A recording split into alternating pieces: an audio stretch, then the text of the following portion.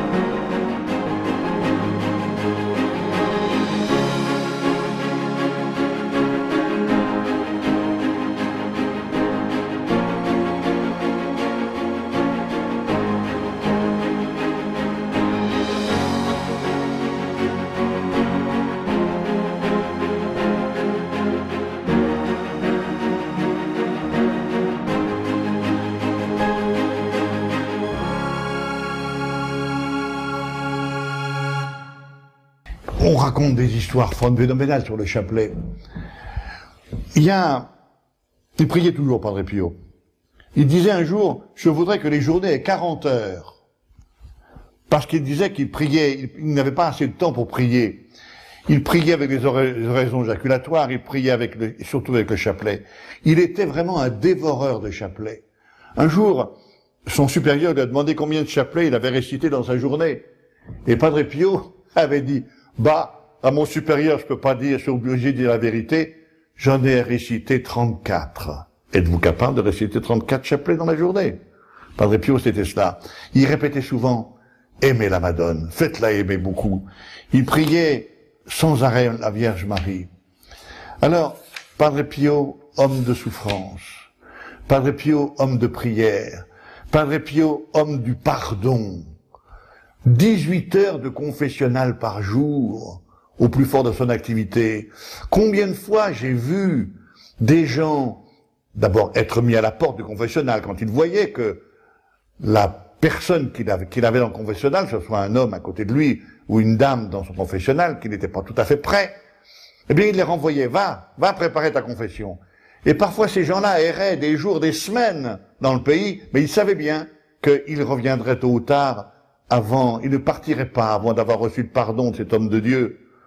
Et quand ils jugeaient finalement que le pardon avait pouvait être accepté, que l'âme était prête, l'âme regrettait ce péché, se rendait compte à quel point son péché avait blessé le cœur de Dieu, alors il donnait l'absolution, il sortait du confessionnal, il embrassait en pleurant cet enfant prodigue.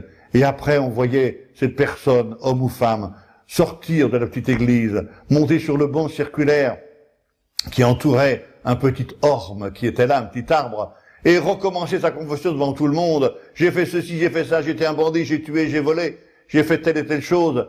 Et les gens autour, dans leur simplicité d'Italiens du Sud, disaient « Ma che birbone, quel voyou !» C'était quelque chose d'extraordinaire, l'explosion de joie de ces gens enfin pardonnés. Et moi, ça m'a fait penser une chose, lorsque nous nous confessons, est-ce que vraiment nous regrettons nos fautes? Est-ce que vraiment nous avons conscience que le cœur du Seigneur a saigné à cause de notre péché?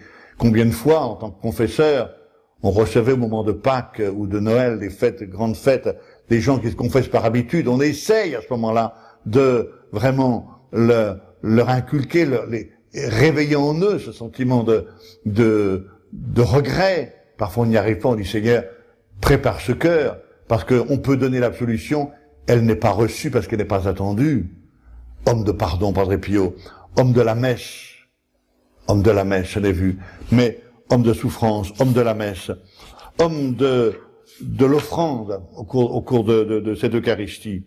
Alors je pourrais conclure, si vous voulez, Padre Pio, c'est l'homme de Dieu qui prie, et qui nous laisse comme message « Soyez vous aussi des âmes de prière ». Priez unis à vos frères dans des groupes de prière. Là où 2 ou 3 sont réunis en mon nom, eh bien, je suis au milieu d'eux. Padre Pio, c'est l'homme de Dieu qui souffre et qui nous laisse comme message « Acceptez et vivez le christianisme authentique et intégral », c'est-à-dire le christianisme avec la croix. Avec la croix. Padre Pio, c'est l'homme qui absout et qui pardonne et qui nous laisse comme message, avec la confession fréquente, vivez et grandissez dans la grâce sanctifiante. Padre Pio, c'est l'homme de Dieu qui s'offre et qui nous laisse comme message à la messe, offrez Jésus crucifié et offrez-vous vous-même avec lui. C'est tout ça que le Padre Pio est venu nous dire de la part de Dieu. Puissent les paroles que je vous ai dites dans cette cassette, puissent toutes les textes que vous pourrez lire, puissent peut-être, je vous le souhaite, lire ce livre qui est sa vie racontée à travers ses lettres, c'est l'évolution de son âme. C'est un livre qu'on ne peut pas, dans lequel on ne se promène pas. On lit la première et la dernière page, on voit l'évolution de cette âme. Lorsque j'ai offert ce livre au Saint-Père, la photo d'ailleurs est ici, lorsque je l'ai montré au pape, ce livre-là, avec sa photo, il s'est mis à rire. Le pape m'a dit une chose étonnante. Vous voyez, il m'a dit, voilà la photo du pape, c'est en 87, il m'a dit, tu as fait un travail colossal, j'ai lu ce livre la plume à la main, et je le garde sur mon bureau. Il y a là-dedans 850 lettres qui ont été traduites, insérées dans le texte. C'est Padre Pio qui prie, qui parle à chaque page. Je vous souhaite, frères et sœurs, justement, de comprendre cela. Je vous ai dit tout à l'heure, je vous ai parlé de cette vieille dame qui était là, à San Giovanni Rotondo, qui était là, qui tournait sans arrêt. Quelques mois après sa mort de Padre Pio, je me trouvais à San Giovanni Rotondo, elle est venue m'appeler. Elle est venue me trouver. Elle me dit, oh, l'on sait tout qui era Padre Pio. Parlait comme ça. Est-ce que tu sais, toi, qui était Padre Pio? Et je dis, oui, c'était Jésus. Hai ragione, t'as raison. C'était Jésus revenu nel guscio di Padre Pio, c'est-à-dire dans la personnalité de Padre Pio. Parce que, continue-t-elle, s'il était revenu dans sa personnalité d'avant, les prêtres les premiers l'auraient crucifié de nouveau. Je ne pense pas que ça soit faux. Padre Pio, vous comprenez pourquoi? Pour moi, c'était un père spirituel tendrement aimé. Pourquoi? Je sais, je peux témoigner qu'il me suit sans arrêt, qu'il m'aide dans mon ministère et qu'il m'a aidé à comprendre que le sacrifice de la croix doit être à la base de toute vie sacerdotale.